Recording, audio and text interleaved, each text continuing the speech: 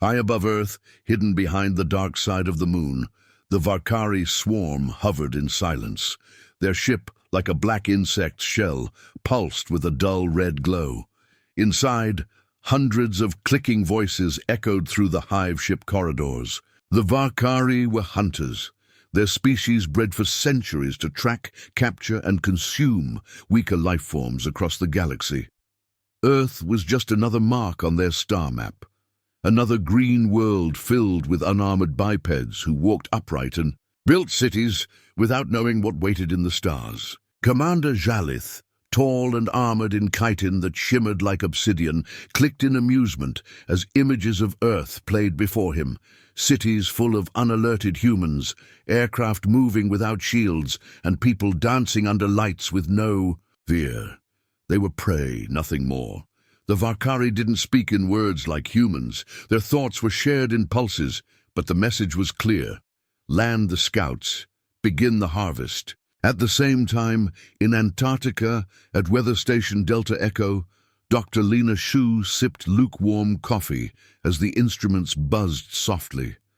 The wind howled outside, but inside the lab, everything felt still, until the radar spiked. False reading, her assistant muttered, but Lena wasn't so sure. The screen showed something massive breaking through the atmosphere, too slow to be a meteor, too fast to be a balloon. Before she could report it, the power flickered. Outside, a second sun flared briefly in the sky, and then the storm began. Snow blew sideways as something massive landed miles away, cracking the ice with thunderous force. Lena grabbed a radio, but static screamed through it.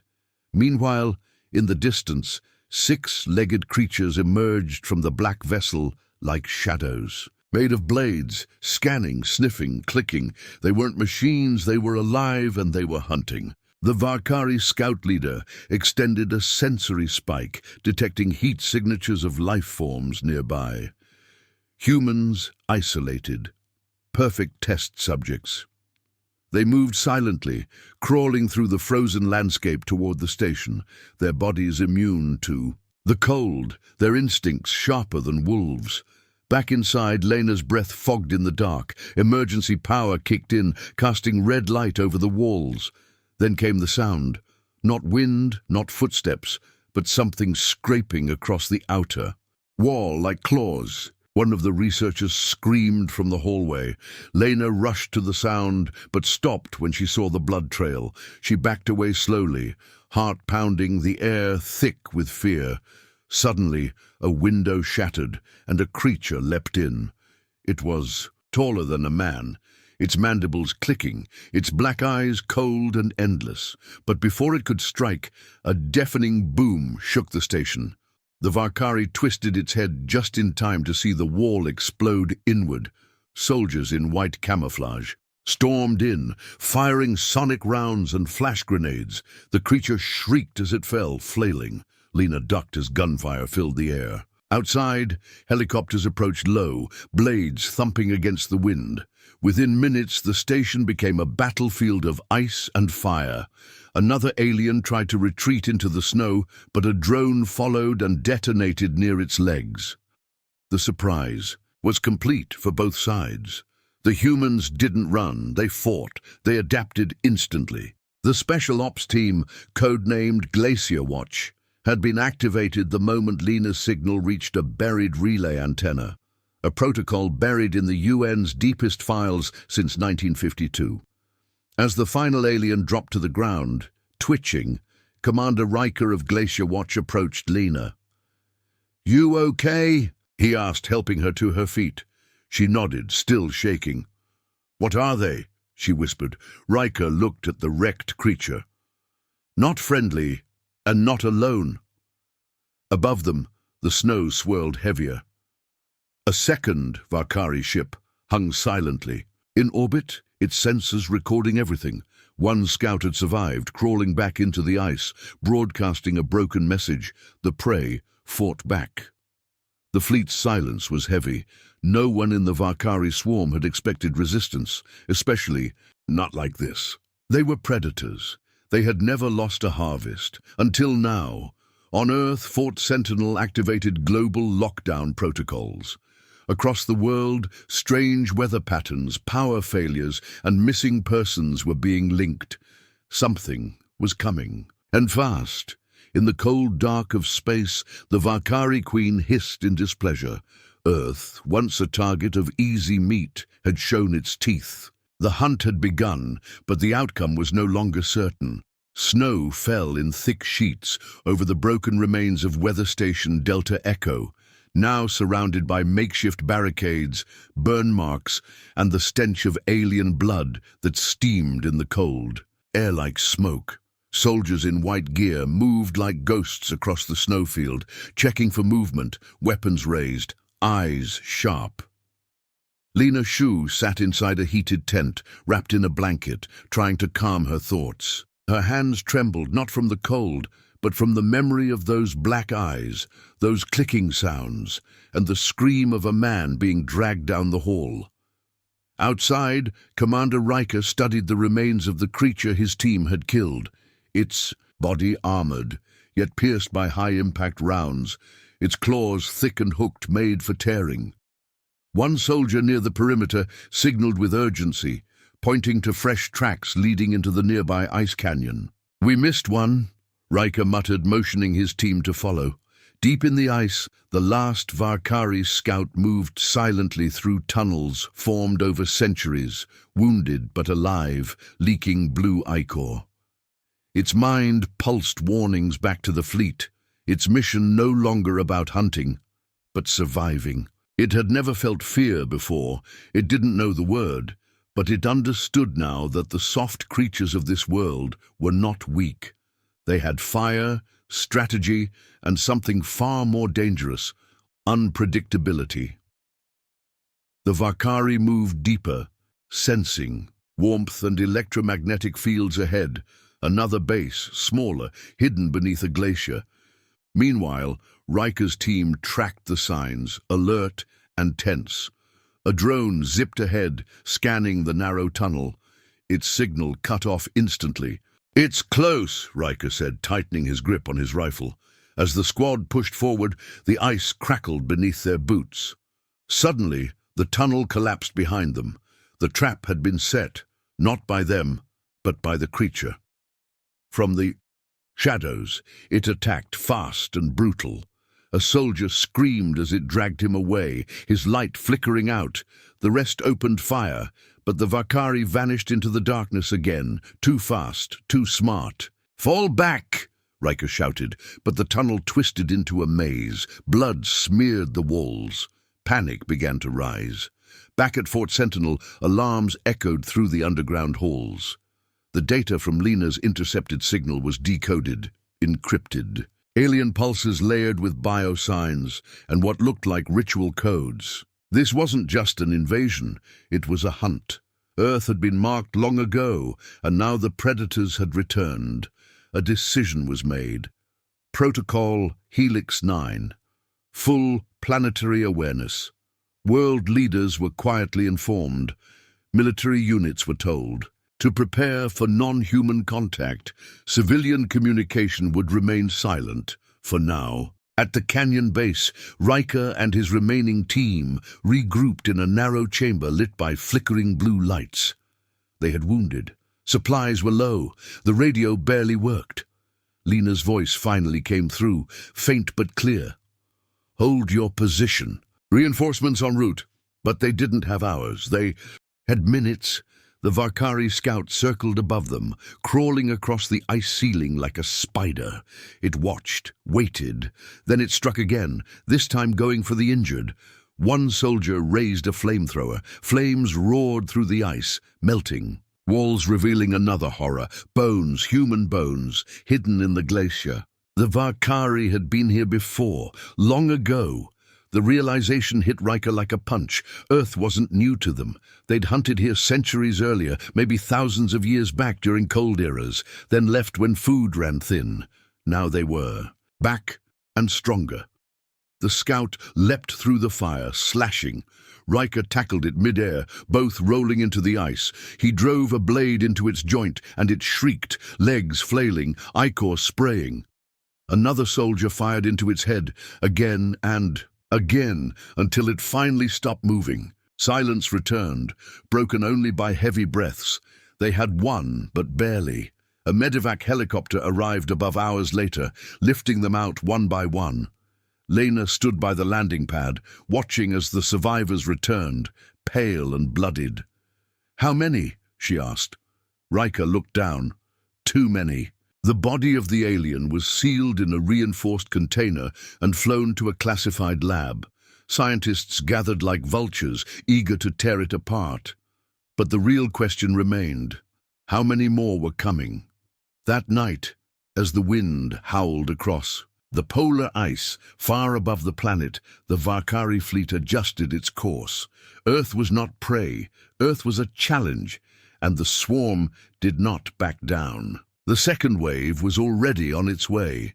The wind howled through the mountain ranges of Colorado as global leaders met in an underground facility hidden deep beneath the Rockies, far from the public eye, and even farther from any chance of interruption, where walls were lined with satellite screens and digital maps blinking with silent urgency. Above them, the Valkyrie swarm ships drifted in high orbit like a slow-moving storm, invisible to all but the most advanced systems. The briefing room was tense, heavy with the weight of a decision no one wanted to make, but everyone knew was necessary. Commander Riker stood at the center, bruised and tired from Antarctica, his voice firm as he presented evidence. The Valkyrie weren't just invaders. They were ritual hunters, and Earth was a prize they had returned to reclaim. All around the world, strange power surges, disappearing patrols and weather shifts pointed to one thing. The second wave had arrived, and it was spreading silently. The leaders approved Protocol Thornettle, a global defense operation built in secret decades ago for the worst kind of threat. Not nuclear war, but something not of Earth. All borders were quietly opened for covert cooperation.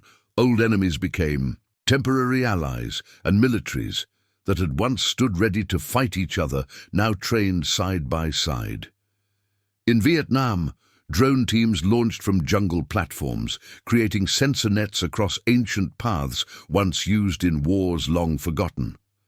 In Norway, deep within the fjords, experimental railguns were deployed to the cliffs under heavy camouflage. In the Sahara, solar arrays shifted from energy to weapon output. The whole world was moving, not with panic, but with precision. While the public still believed strange weather and communication issues were technical problems, a silent war had already begun. Meanwhile, Lena Xu worked with scientists in a mobile lab moving between countries, studying the remains of the captured Valkyrie and decoding their biology. What she found was both a weakness and a horror.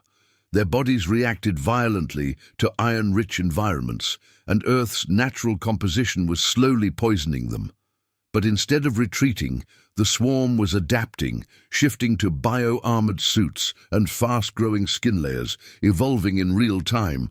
She also uncovered traces of ancient human blood in Valkyrie ship residue, proving that these creatures had been harvesting people from Earth during isolated centuries in history, perhaps even tied to lost civilizations.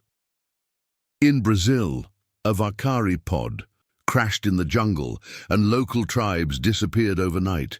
In Siberia, a train convoy was found frozen mid-motion, all passengers gone, doors open to the wild.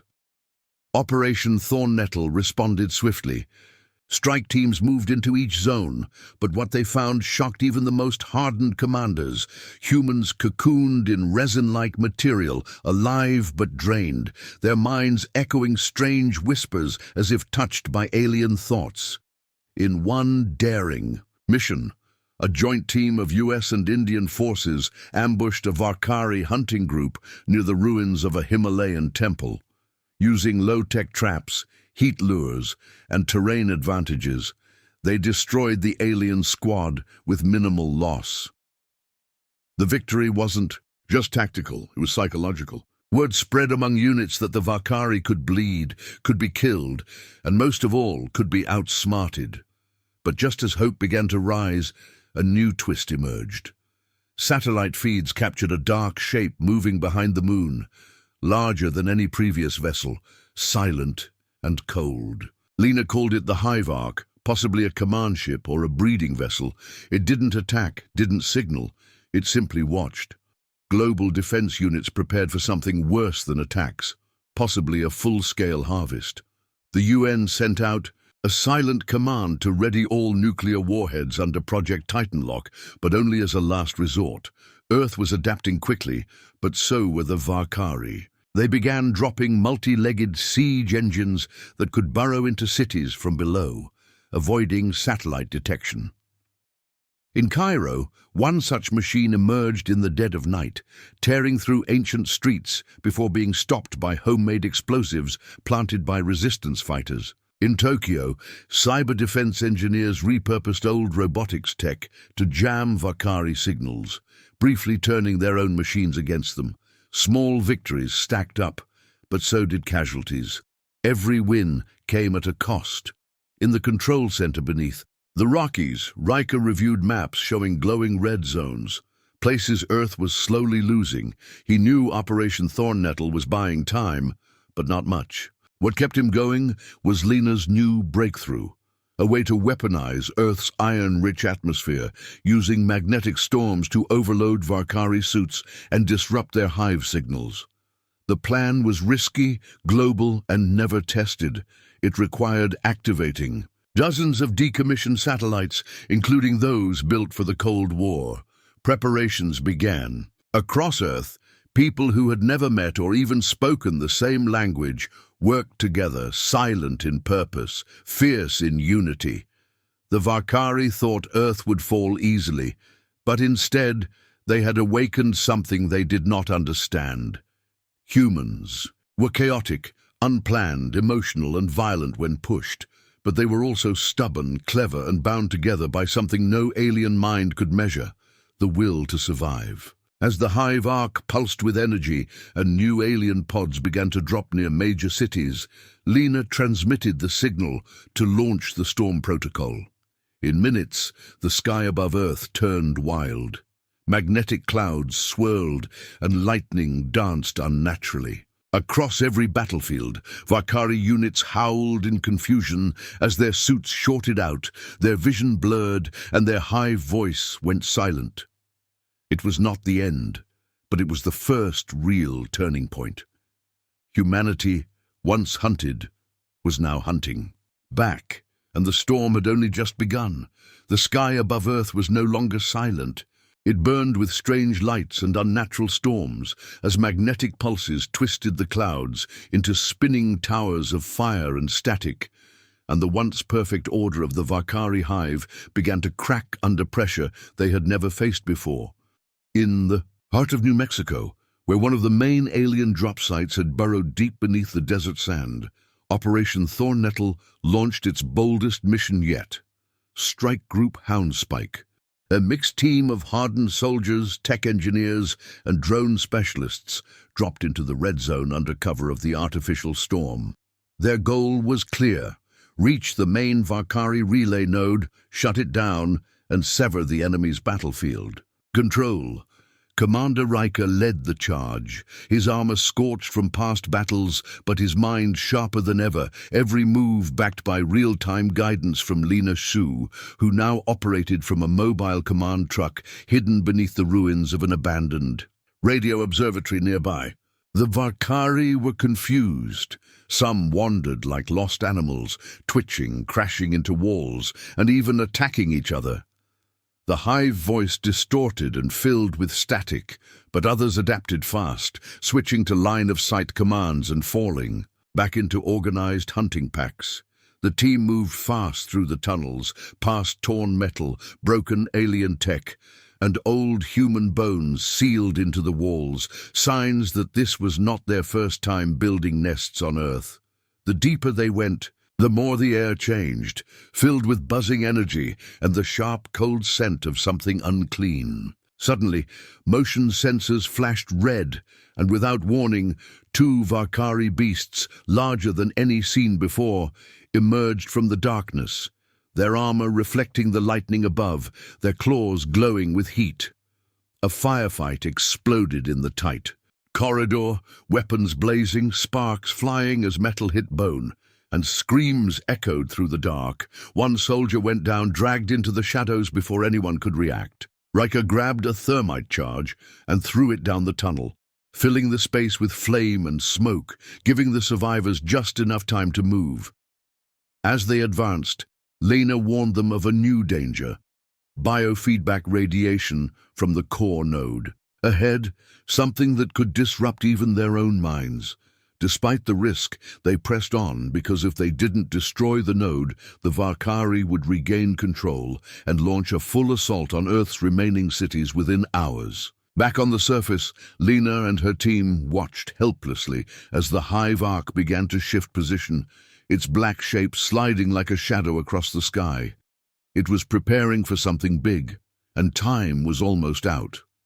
Underground, the team reached the node chamber, a vast glowing structure pulsing with strange lights and web-like cables, guarded by a final wave of Valkyrie sentinels. The battle that followed was chaos.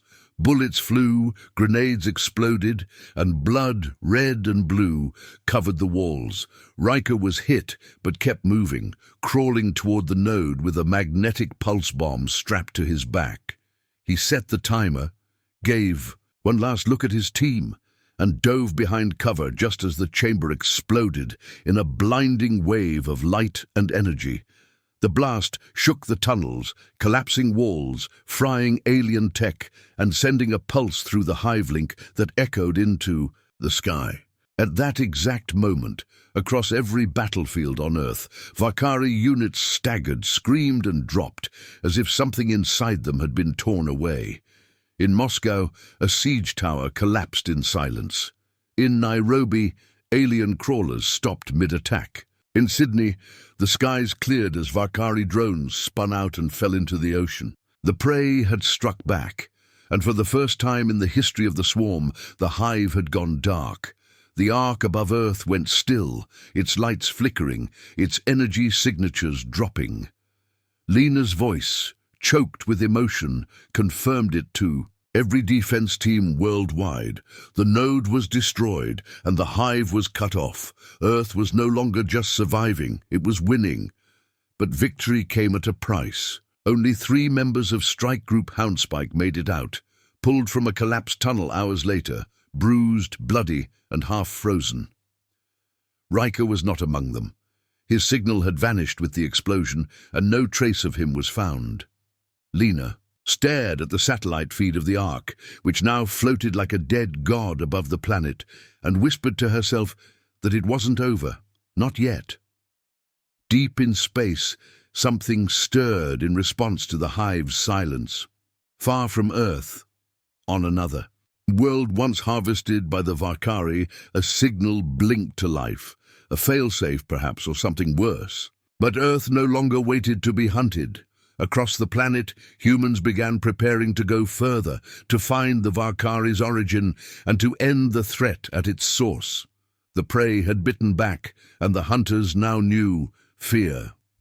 The Hive Ark, once a terrifying shape in the sky, now drifted above Earth like a broken monument.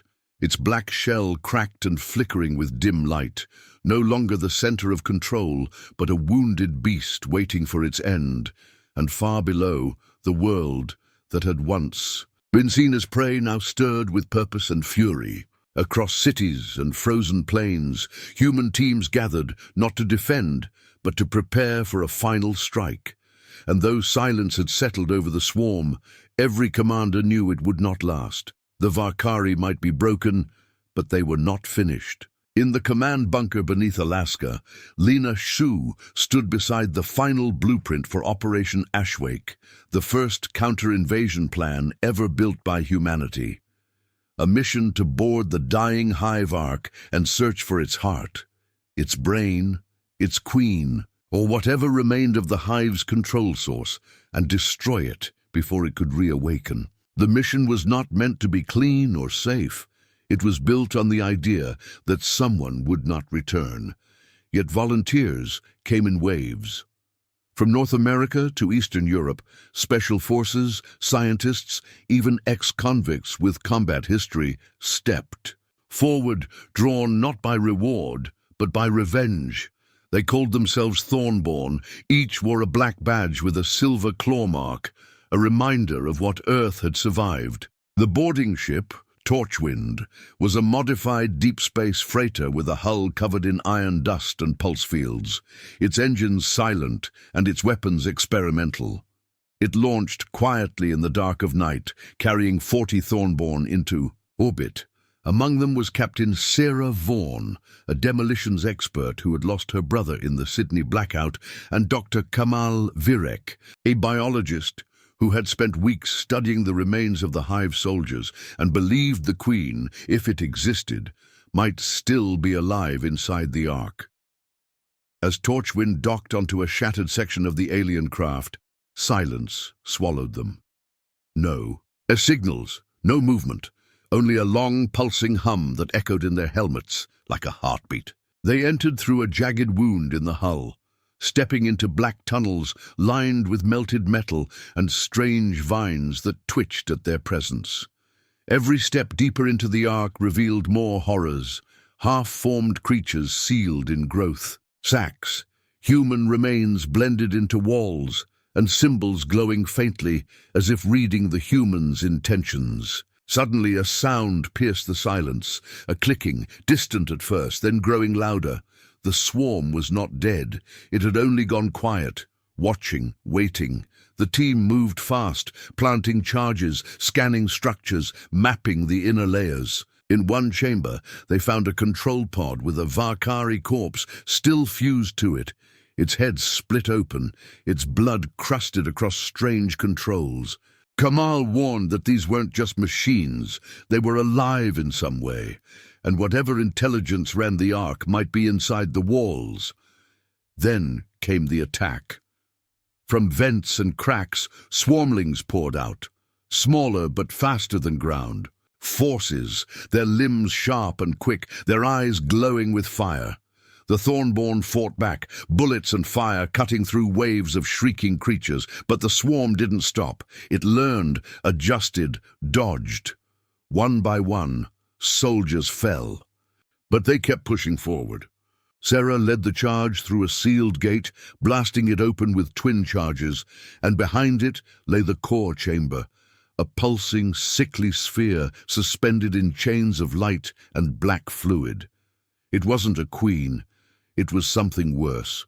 It was a hive mind. Cluster of Valkyrie minds melted into one, kept alive by old rituals and constant harvests. It turned toward them as if aware of every thought they carried. Kamal stepped forward, trying to interface with the pulse device strapped to his suit, hoping to force a cascade collapse. But the core lashed out with tendrils, impaling his leg, lifting him from the floor. As his scream echoed through the chamber, Sarah shot the tendril, pulled him down, and slammed the charge into the base of the sphere. "Run!" she shouted, and the remaining Thornborn sprinted through corridors, now alive with screams and crawling things. Behind them, the Ark began to shift, groaning, twisting as if it felt pain. Torchwind detached just as the Hive Ark exploded in a slow bloom of light and metal, fragments scattering into the void, sending a shockwave through orbit. The Thornborn floated in silence, watching the end of a nightmare. On Earth, people looked to the sky and saw falling fire, and many feared it was the final attack. But when no cities burned and no ships followed, hope replaced fear. For the first time, humanity had not only survived, but struck first. In the days that followed, broadcasts returned, skies cleared, and silence, real silence, settled across the planet. But Lena knew better. She stood at the edge of a cliff near the Arctic, looking out at stars and holding the last message Torchwind sent before the Ark fell. Hive burned, but something still moved. It saw us. It ran. Somewhere in the dark, one piece of the swarm still lived. It was no longer the apex. Now it was prey. And Earth was hunting. The stars above Earth had never looked brighter, yet beneath their light, the world remained tense, watching, waiting, listening for signs of a final breath from the enemy that once nearly ended all life. For though the Hive Ark had been destroyed, and the Valkyrie swarm silenced, one signal, weak, distant but undeniable, had escaped into deep space, a dying pulse, not a cry for help, but a warning, and so the reckoning began. Across every continent, humanity prepared, not for defense this time, but for pursuit because Earth had learned the truth. Survival was no longer enough. There could be no peace while even a spark of the swarm remained. And so, with urgency and purpose, the world united under one banner, not of nations but of species, and launched the most ambitious mission in its history. Project Emberwake, built in silence during the final days of the swarm, now came to life. A fleet of 12 ships powered by hybrid fusion drives and armed with weapons drawn from alien tech and human rage, each ship carrying a purpose: to hunt what remained of the Valkyrie, to find the final nest and erase it forever. On board the lead ship, Dauntless Sky, Captain Sarah Vaughan stood at the front of the command deck, scarred from the Ark mission, her eyes colder now, her voice steel as she gave the order to move. Alongside her, Dr. Lena Shu managed a core scanner. Tuned to the last echo of the fleeing signal, her thoughts focused and sharp, haunted by the knowledge that this wasn't just cleanup. It was war's final chapter, and it would be written in either fire or silence. Days passed as the fleet pushed beyond Mars, past the orbit of Jupiter, guided by a signal that flickered like a ghost in the void. Then, as they reached the edge of the solar system, it changed, strengthened, and revealed coordinates far beyond. Pluto, in a region never explored, a dead zone without stars, known only in theory as the Hollow Reach.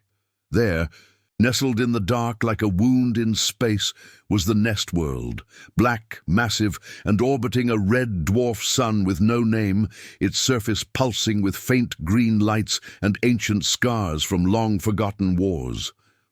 Scanners showed massive underground structures, dormant towers, and strange energy readings that defied logic. The Valkyrie had fled home, and now they waited. Dauntless Sky led the fleet into orbit, where silence reigned, not a single craft rising to meet them, no weapons fired, no swarm. It felt wrong. Captain Vaughan knew it was a trap, but it was a trap they had come to trigger. Drop teams deployed. In waves, landing across the planet's surface, setting charges, mapping the terrain, and searching for the core hive. Underground, they found cities made of bone and metal, shrines carved in languages no human could read, and storage pods filled with thousands of suspended Valkyrie, their bodies still, their minds linked, their eyes closed as if in sleep. Lena realized with horror that these were not soldiers. They were seeds, a backup swarm, saved for the future, meant to awaken when Earth was weak again. But something had gone wrong. These Valkyrie were rotting. Their link was broken. The Hive Ark had been more than a ship. It was their mind's anchor, and without it, this swarm had no song to follow. Yet deep in the core, under layers of flesh and steel, they found movement. A lone Valkyrie queen, unlike the others, watched them with wide red eyes, not hostile, but curious, as if trying to understand why her end had come before her beginning. She spoke, not with words, but images, thoughts, feelings, flashing in the minds of the humans around her, showing memories of ancient wars, of galaxies consumed, of Earth visited long ago not as prey, but as a place that once fought back, and almost won, and how the swarm had feared that memory ever since. Captain Vaughan, resisting the pressure in her mind, placed the final core bomb at the heart of the hive, and Lena, tears in her eyes from the weight of shared memories, turned her head and nodded. "End it!" The team ran, the tunnels shaking, the world trembling. And above, the fleet powered its thrusters, rising from orbit as fire bloomed below. The core explosion was not just fire, it was a chain reaction through the swarm's genetic memory, wiping clean every connected mind, shutting down every node, every beast, every spawn hidden in the dark. The nest world cracked, shuddered, and collapsed into itself as a second sun burned behind it. From Earth, a quiet signal confirmed success. Silence returned. True silence. No echoes, no warnings, just the sound of wind, waves, and human voices. Captain Vaughn stood at the viewing deck of Dauntless Sky, watching the debris scatter into the stars, and for the first time, she let herself breathe. Lena sat beside her, a small capsule in her hand, data from the Hive Queen's last memory, locked away for study, not war. The fleet turned back, leaving behind a broken world that had once dreamed of devouring theirs. Earth had not just survived. Earth had ended a legend. And now, in a universe that had once watched humans with pity, fear was beginning to take root, because the message was clear.